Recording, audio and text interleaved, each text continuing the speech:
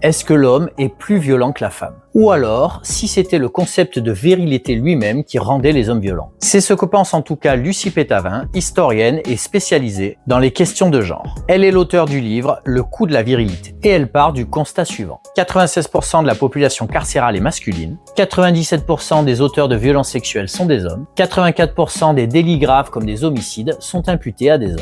Petit aparté par contre, Lucille, je trouve le sujet très intéressant, mais le sous-titre de ton livre me pose un vrai problème. Je trouve dommage de toujours vouloir opposer les hommes et les femmes alors que je pense qu'on est complémentaires. Ceci étant dit, l'auteur nous rappelle que ce n'est pas une attaque contre les hommes, mais contre les injonctions de la virilité. Son idée est de dire que les comportements violents masculins sont la résultante d'une éducation genrée et pas de la biologie. Autrement dit, si pendant toute ton enfance on t'a répété « si quelqu'un te bouscule, tu dois lui péter la gueule », tu seras plus enclin à la violence que si on t'a appris à établir le dialogue. La théorie est intéressante, mais elle exclut quand même l'influence de la testostérone par exemple. Il a été démontré que cette hormone joue un rôle dans les comportements agressifs. Certes, c'est dans certains contextes, mais on ne peut pas l'ignorer totalement. Moi c'est Benoît, je suis coach mental, et si tu veux apprendre à mieux te comprendre, suis-moi.